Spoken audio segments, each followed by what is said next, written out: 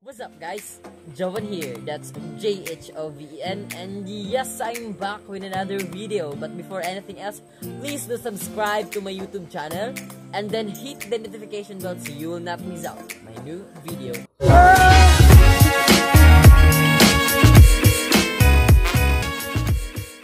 So today, bagong ligo tayo ngayon. So ayan naman ang papansin nyo, paunti-unti nang natutuloy yung buhok natin. Pero that's not our topic today. You will learn about the double exposure on PICSART. So without further ado, let's smash it down.